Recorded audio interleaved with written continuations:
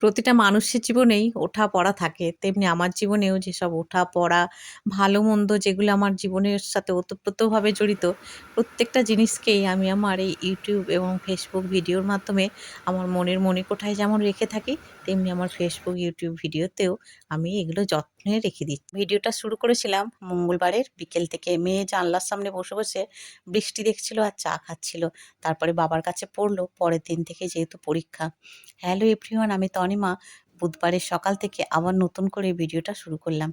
আশা করি তোমরা যে যেখান থেকে দেখছো সবাই ভালো আছো, সুস্থ আছো। নতুন দিনে নতুন সকালে চলো কি করলাম আজকে সারাদিন কাজকর্মগুলো তোমাদের সাথে শেয়ার করি। আর যেহেতু সোনাইয়ের এক্সাম আছে আর কি, ভোরবেলা থেকে উঠে অনেক কাজকর্মের মধ্যে থেকেই দিনটা শুরু করেছিলাম। রান্না-বান্না সমস্ত কিছু হয়ে গেছে। সোনাইকে স্কুলে পাঠিয়েছি, ওর বাবাও অফিসে চলে গেছে। এখন এই যে দেখো মালা গাঁথতে বসেছি। স্নান করে নিয়েছি বেশ খানিকক্ষণ আগে। নিচে ধূপ-টুপ দিয়ে এসেছি তুলসী থানে।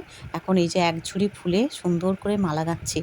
আজকে যেহেতু বুধবার, গণেশ পূজা, আজকে একটু দুব্বো কয়েকটা মানে ২১টা দুব্বো ওই ভালো করে বেঁধে নেবো আর কি। ওটা গণেশ ঠাকুরের কাছে নিবেদন করব। তার সাথে আমার মায়ের জন্য এখানে গাঁথছি জবার মালা। দেখো কত ফুল হয়েছে। এখনও গাছে অনেক আছে। নিচে মাসিমাকে দিয়েছি, পাশে যে বোনটা থাকে, ভাইটা থাকে ওদেরকে দিয়েছি। তারপরে আমি এখন মালা গাঁথছি। এই দেখো কি সুন্দর ছোট্ট মালা গাঁথলেও যদি হয়ে যায়, কারণ আমার তো মা আর খুব বেশি বড় নয় যে অনেক বড় মালা গাঁথতে হবে। এইরকম সাইজের মালা গাঁথলে মায়ের বেশ ভালোই হয়ে যায়। দেখো এই যে আলাদা করে সব ঝুড়িতে করে রেখে দিচ্ছি। এই যে দুব্বো ২১টা দুব্বো সুন্দর করে বেঁধে নেব গুনে, গুনে। প্রত্যেকটা জিনিসকেই এরকমভাবে সুন্দর করে যদি আমরা হাতের কাছে যেগুলো থাকে সেগুলো নিয়ে যদি ভগবানকে সন্তুষ্ট করতে পারি, তার বেশি আর কী চাই? আমি তো মনে হয় যে দামি, দামি জিনিস কিনে শুধু ভগবানকে দিলেই তাতে ভগবান তুষ্ট হবে সেটা কিন্তু কখনোই নয়। তোমার মনে যে ভালোবাসা আছে সেটাই হলো সবথেকে আসল। ভগবানকে ডাকতে গেলে বেশি কোনো কিছুরই প্রয়োজন হয় না। তোমার যেটুকু আছে মন দিয়ে ডাকলেই তাতেই ভগবান সন্তুষ্ট হয়। দেখো এই যে বেশ ভালো লাগছে আজকে মনটা। এখন তো দেখো প্রায় দিনই আমি মালা গেঁথে ভগবানকে নিবেদন করি। আমি এই যে তুলসীর মালা গাঁথছি। এটা হনুমানজিকে দেবো। পরিয়ে দেবো আর কি। যাক অনেক কটা মালা গাঁথাই হলো। এবার চলো এবার পূজা অর্চনা করব। সুন্দর করে ভগবানকে পরিয়েও দিয়েছি। আমার মাকে কেমন লাগছে তোমরা জানিও তো। দেখো ভগবানকে ফুল, জল, বাতাসা যেগুলো নিবেদন করা সবই করে দিয়েছি। এবার নিচে যাব, আমার মেয়েকে আনতে যেতে হবে আর কি। ১ মাস ছুটির পর আজ তো ১ম স্কুল খুলেছে। ওই জন্য যেন কাজগুলো কী করে করব বুঝে উঠতে পারছি না। দেখো ভগবানের দর্শন করে নিচে এখন চলে এলাম। আনতে যাচ্ছি সোনাইকে, আজকে শ্যাম্পু দিয়েছি, পূজা-টুজা করলাম আর এই যে ড্রেস পরেছি। চলো সোনাইকে নিয়ে আসি। আজকে পরের ট্রেনটায় যাবো, রোজ আগের ট্রেনটায় যাই, অনেকক্ষণ গিয়ে রোদে দাঁড়াতে হয়, তাই আর কি পরের ট্রেনে যাবো। চলো তোমরা সাথে থাকো। এই প্রচণ্ড গরমে ১ মাস ছুটির পর আজকে যেহেতু ১ম স্কুল, কি যে কষ্ট হয়েছে তোমাদের কি করে বলবো। এত ভারী ব্যাগ তার উপর ওই প্রচণ্ড গরম। বেলা ২:৩০টার সময় বাড়ি ফেরা প্রচণ্ড কষ্ট হয়ে গেছে আজকে। এসে এত বাসন-কোসন মাজলাম, মেয়েকে খেতে দিয়েছিলাম।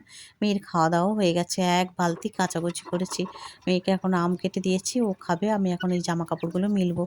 ১ মাসের ছুটিতে একরকম কাজে আমরা অভ্যস্ত হয়ে গিয়েছিলাম। একরকমভাবে রুটিন ফলো করতাম। ১ মাস পরে আবার যখন আজকে ১ম সেই দিনটা, আজকে যেন সব কাজই আমার এলোমেলো হয়ে যাচ্ছে একটু। আবার ২-৩ দিন সময় লাগবে সেই আগের রুটিনে ফেরার। যেহেতু একটা ছুটির মেজাজে ছিল, মেয়ে বাড়িতে থাকতো, সবকিছু কাজ সেরকমভাবে চলতো। তার থেকে আজকের দিনটা আবার অন্যরকমভাবে আজকের দিন থেকে আবার শুরু হলো আবার যে নরমাল লাইফ যেরকম ছিল সেরকম। দেখো এত জামাকাপড়গুলো কেচে নিয়েছি। মেয়ে আম খেয়ে একটু ছাদে চলে এসেছে। আমি বললাম, "এই গরমে আর থাকিস না বাবা, প্রচণ্ড গরম, ছাদে তুই নিচে যা।" গিয়ে দুজনে একটু শুয়েছিলাম। মেয়ে তো ঘুমিয়েছিল। যেহেতু আবার এক্সামও চলছে তাই একটু চাপের মধ্যেই আর কি আছি।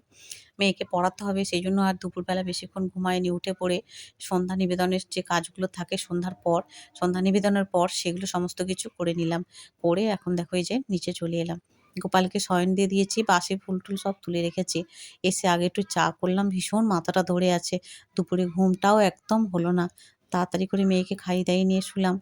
যেহেতু সন্ধ্যাবেলা আবার পড়াতে হবে। পড়াতেও বসে গেছি এখন। মেয়ে উঠে পড়েছিল, ওকে একটু চা বিস্কিট দিয়েছিলাম। তো এখন এই যে পড়াতে বসেছি, ওকে এখন লেখা-টেখা দেবো, ও এখন লিখবে। ওদিকে আমি ভাতটাও বসিয়ে দেবো। তার মধ্যে সোনাইয়ের বাবা ফোন করলো, সোনাইয়ের বাবা সোনারপুরে চলে এসেছে। তো এখন প্রায় ৯টা বাজে। সোনাই ওর বাবার কাছে এখন পড়ছে, আমি ওদিকে রান্না-বান্না বসিয়ে দিলাম। একটু ভাত, আলু সেদ্ধ, ডাল সেদ্ধ এইসব করবো আর কি। রাতে রান্না বসালাম আর রান্নাঘরের যে কিচেনের যে কাজগুলো ছিল মোটামুটি করে নিলাম। গোছানো গাছানো, ধোয়াধুয়ি, বাসনপত্র, এই যে সোনার বাবার টিফিন বক্স টক্সগুলো সব এখন এনে দিয়েছে। এগুলো মেজে গুছিয়ে রাখবো। এরপরে সোনাইয়ের বোতল-টোতলগুলো সব গুছিয়ে গাছিয়ে সব রেখে দেবো। পরের দিন যেহেতু আবার স্কুল আছে। ওর বাবা হাতে করে কয়েকটা জিনিস এনেছে, বিস্কিট, ম্যাগি, ভুসি, আরো কিছু মানে মশলাপাতি সব এনেছে আরকি, যেগুলো বাড়ন্ত ছিল। তো সেগুলো এখন নিয়ে মেয়ে বসেছে। বলে, "মা তুমি এখনই তুলে রাখো।" এত পিঁপড়ের উপদ্রব হয়েছে, তো এগুলো এখন গোছগাছ করে রাখবো। কিচেনটাও ওদিকে ক্লিন করে নিয়েছি। মোটামুটি কাজ সবকিছুই হয়ে গেছে। মেয়ের স্কুল ড্রেস-টেস সব রেডি। সোনাইয়েরও ব্যাগ ফ্যাগ গোছানো সব রেডি করে নিয়েছে। এদিকে পরের দিন যে শরবতগুলো খাওয়া হবে সকালে সেগুলোও ভিজিয়ে নিলাম। কিছুটা ভুসি ভেজালাম, মেথি ভেজালাম। এগুলো পরের দিন সকালবেলায় আমরা সবাই খাবো আরকি। এরপর খাওয়া-দাওয়া করে আমরা শুয়ে গেছিলাম। আর মিনি ও ব্লগটা এখানেই এন্ড করলাম। দেখা হবে পরের মিনি ব্লগে। সবাই ভালো থেকো বন্ধুরা।